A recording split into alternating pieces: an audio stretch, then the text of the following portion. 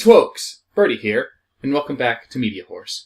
Let's kick off our next anime block by reviewing one of the best anime in recent memory, Code Geass, Lelouch of the Rebellion. So, let us summon the power of the king, and force all to watch this awesome anime.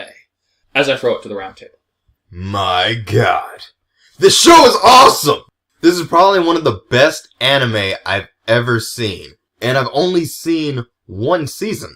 Oh, and believe me, the ending of that season really, really pisses me off! I mean, talk about cliffhanger endings! Oh my god! I would have been so angry if they hadn't gotten a second season. The series does manage to abruptly end its first season at probably the highest point of tension possible. And Jimmy is the only one who hasn't gotten to see R2. Fuck you. This show had both a really well-developed plot and well-developed characters. Speaking of which, we need to talk about the main protagonist. Lelouch Lamperouche! He is the biggest manipulative bastard of all time, and dear God, he is awesome because of it. I would love to be one of the generals in his army. Not in a gay way. He could make you gay for him. Well, when you put it that way... If Lelouch went up against Light Yagami, Light would be signing his own death note. Lelouch is a genius. As far as combat goes, he's one of the most competent generals that I've ever seen portrayed on television. He does screw up occasionally, usually due to arrogance on his part. Far too often, shows will make the mistake of making a character be completely infallible, and thus any way of actually defeating them comes off as bullshit. But Lelouch does screw up occasionally, and thus he isn't completely infallible, though he still does come pretty damn close at points. Plus, all of the soldiers in his Black Knight's army are fairly competent in combat, which makes up for his lack of battle experience in the beginning. Until he gets his battle experience, it's like, fuck you, I'm gonna be great now! Plus, even though Lelouch is a brilliant strategist, he has very little combat ability. He is completely reliant on his soldiers. And his Geass. Yeah, Lelouch has broken power. If he looks in your eye and he tells you to do something, you're gonna fucking do it. I wouldn't necessarily call it a broken power. I generally consider the best powers to be the ones that would be completely broken if it wasn't for all the limitations placed on them. And Lelouch's Geass is limited as hell. It requires direct eye contact, you can only use it once per person. And the power of the command is absolute as long as reality allows it to be carried out, which, as the show demonstrates, can really backfire! Like a motherfucker! It backfires on him in more ways than one, multiple times in the series. So it really is a well-limited power. Here's why I say it's broken. You take a power like his, with an intellect like his, and combine it with the fact that it can't be completely resisted by all but a select few, and it becomes pretty broken. Well, any power can potentially become broken if you have the intellect to apply it properly. I need to know the specs of my weapon, don't I? So behave or I'll try it on you. Hell, you'd be surprised how dangerous lactokinesis can be. Back to Lelouch. Lelouch, beyond having his Geass, has a number of associates that help him. Besides his army, the Black Knights, he also has people like C2. C2 is a mysterious immortal girl who gave him his Geass and acts as his double in frontline combat. Not to mention, the fact that she can double for him in the costume means that he is a very, very girly man. The animation designs were done by Clam. I can't even begin to imagine that you're surprised by this. Then there's Colin, one of the Black Knight's elite soldiers. One-on-one, she can beat just about anybody. Not to mention, she's got the coolest mech in the series. Then we've got his schoolmates, who aren't really important to the major storylines, but do contribute to the side storyline. Yeah, we've got Shirley, who has a crush on him, and we've got Nunnally, who is basically his driving force. For the most part. There is a certain element of revenge that is not really linked to her, but she's his blind sister, and her character is probably the weakest part of the dub. Now, to be fair, the dub as a whole tends to be inconsistent. There are a few examples where the voicing is kind of hilarious. Zero! Zip, zip, zip, zero! Like with Earl Lloyd Ashblund, who sounds kinda like George Takei on Helium. All right, everyone, pack it up, we're done today. Don't do any more. Hip, hip, hooray! That's all, folks. Oh my. I like the voice of Toto, the general who originally led the soldiers that became the Black Knights. He sounded like a badass. Who dares anticipate my moves? No matter. The voice acting wasn't horrible, but there were a lot of problems, which I think were linked to the directing. For example, we have Crispin Freeman, who did a great job at points, but he had a tendency to go so over the top that Jeremiah, the character that he played, suffered for it. Oh, I beseech you! I'm begging you, please stop. But Nunnally was easily the worst. Thank heaven. I knew it. With Nunnally, both the voice acting and the directing were bad. Your friend goes by such an unusual name, only her initials. I don't know what it was, but her voice never conveyed any sense of emotional range at all. You only say that because she has a voice that can break glass. It took a few episodes for her voice to claw its way into my brain, but now, no matter what she says, all I hear is, that voice will haunt my nightmares. It's because no matter what is being discussed, the tone of her voice never actually shifts. You know, she'll say things like, "Oh, I'm so happy. Oh, I'm so sad. Oh, harder, harder." And now for something completely different. Anyway, Nunnally provides most of Lelouch's motivations, but you also have Suzaku. Suzaku Kururugi. Wow, I actually said that right. Who? Lancelot. Thank you! Lancelot is the whole point of his character. Suzaku and Lelouch are set up to be the White Knight and the opposing Dark Knight. You can say Black Knight. Why? You afraid people are going to confuse Lelouch for an anorexic Batman? Maybe. A lot of people really hate Suzaku due to the fact that he's so unwavering in his righteousness, and, you know, that begins to get irritating at times. I understand this viewpoint, even though I don't necessarily agree with it. Hell, at one point he basically says, "No, I will not be late for my execution. There's no way I would be late for that event. What the fuck is wrong with you?" I actually like that. I like it when a character is so strongly committed to his principles. Yeah, I get that, but that wasn't the only time where his unwavering conviction got so irritating that I actually found myself saying, "Dude, compromise your ethics for God's sake." In my mind, Suzaku was the most interesting during his interactions with Princess Euphemia and the ultimate conclusion of their relationship. To be fair, going back to Lelouch as an example, Lelouch is not a clear-cut hero or villain either. I've heard people tell me that Light Yagami is a morally gray character, but I disagree. He's an outright villain in my mind. Lelouch, on the other hand, I cannot clearly pin down his moral compass at all throughout the course of the show. It keeps me guessing up until the very end. The story's writing does an excellent job of balancing out the horror of the atrocities Lelouch causes with feelings of guilt over his actions and his ongoing quest to protect his sister and build a world where she can be happy. The balance of the ability to do whatever is necessary to win, combined with his guilt over the tragedies he creates and his relatable goals, is what makes him such a completely morally gray character. And that's also what makes him so fascinating to watch. Well, let's talk about the proper villains. Cornelia is awesome! This may be the prissiest group of villains I have ever seen. When your rogues gallery can be easily mistaken for an LSD-addled showing of Les Mis, you might have a few issues.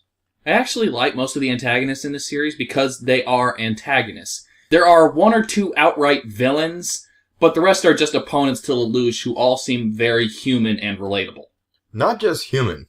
Many are just so goddamn honorable. The reasons behind their actions are, in their minds, just. They're protecting their kingdom and their king.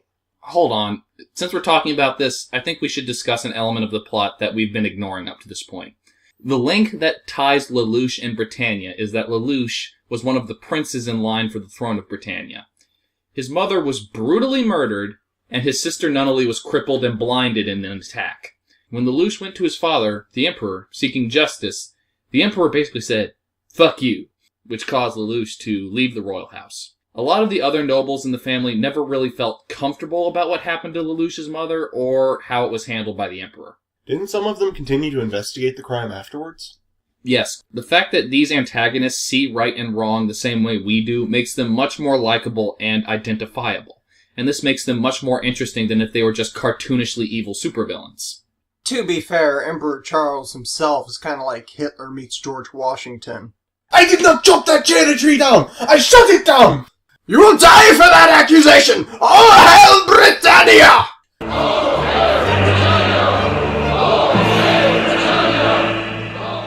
One villain that keeps popping into my head, and if he doesn't stop, I'm gonna shotgun his ass, is a somewhat curious fellow. He walks around clapping his hands, wearing shades on his eyes, and with headphones playing the same soundbite over and over again. You wouldn't get this from any other guy. I just wanna tell you how I'm feeling. Gotta make you understand. Never gonna give you up. Never gonna let you down. Never gonna run around and desert you. Caveman, you and I both know what was going through our heads whenever he showed up. Stalker man, does whatever a stalker can. Mao was a very frustrating character. The Mao arc is easily one of the most annoying arcs of the entire series. Which is why they got rid of him so damn quickly. He was one of the only characters that I felt acted like a comic book villain. He kept saying things like, "The thing is, C2, you're a little too big to bring on a plane. So that's why I'm going to make you compact!" What the fuck? He was like a Saturday morning cartoon villain. What sort of cartoons are you watching? He does serve an important purpose. He serves to introduce elements of the Geass mythos, and his arc is one of the few times that mythos is explored early on. But other than that, he's just really goddamn annoying. Well, let's talk about one of the few remaining major characters, C2. She is portrayed as being somewhat tortured and distant because she is basically immortal. Basically? I thought she was immortal. Watch R2. Damn it! Anyway, because she is immortal, she is forced to remember all the pain and suffering that she has endured, as well as the pain inflicted on those around her. Also, it's not really clear where she stands on that little issue called morality. Honestly, I think she was always trying to push Lelouch onto the right path. But what is that proper path? Is morality, or is just defeat of Britannia? If it is the latter, why does she care? And how much of it was determined by her imaginary friend. You have very poor taste for being such an imperious observer.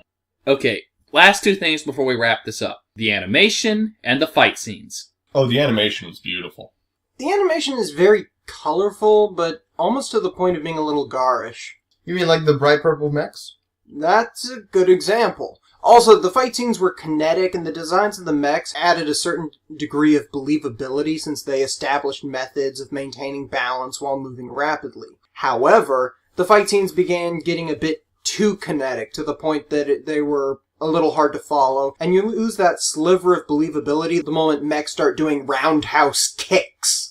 I have always had one major problem with the mech designs in this series. You know those giant metal canisters on the back of the mechs that the pilots sit in? Why don't I just aim at that? I could wipe out entire armies with just a couple of giant sniper cannons. Rules of combat? Fuck rules of combat. I want to win. This anime was just wonderful for me. It blended elements from a lot of other genres as well as anime together. Strong characters, strong character-based story, excellent use of Arthurian lore, an interesting mythos, cool sci-fi, and awesome mech fight scenes are blended in a fashion that comes together beautifully in an awesome story of betrayal, intrigue, and revenge. The only slight issue I have with this series is that a lot of the dubbed voice acting is poorly directed, and some of the voices are downright terrifying as a result. But that is so incredibly minor that I'm not going to take off much for that. This is a very high Harem Brigade for me. I love this show. Hi folks, Caveman here. The fuck do you expect me to say? I love this show. This is one of the few shows that I prefer to watch in sub instead of dub because Nunnally's voice pisses me off. This show is freaking boss. This show was great. I loved every minute of it except for the fucking cliffhanger at the end of the season. Oh my god, that cliffhanger. Fuck you, cliffhangers. If you're watching this, don't watch this assuming you can just watch season 1 and that's it. No. Buy season 1, buy season 2, and watch the whole thing at once. Pop out the DVD for season 1 and pop in the DVDs for season 2 because you are going to want to watch it immediately because it's a fucking annoying cliffhanger! But I ramble. I digress. 9 out of 10. This show is awesome.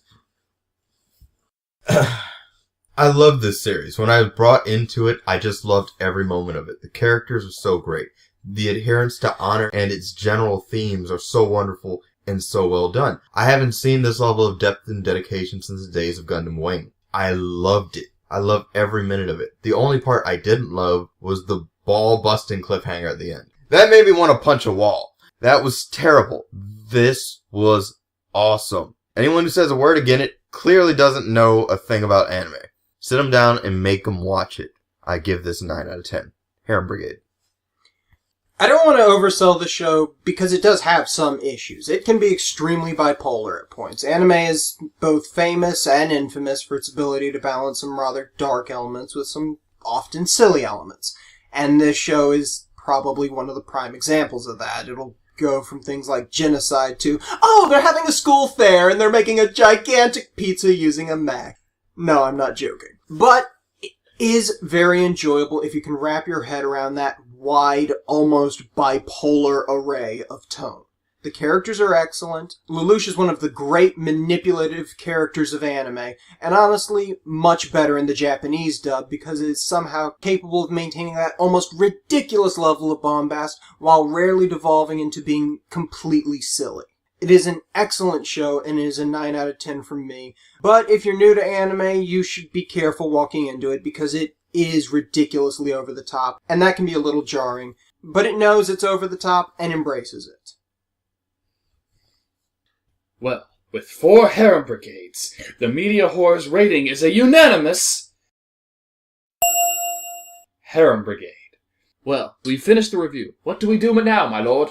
I, Lelouch V. Britannia, command you. Now all of you, die! Yes, my lord!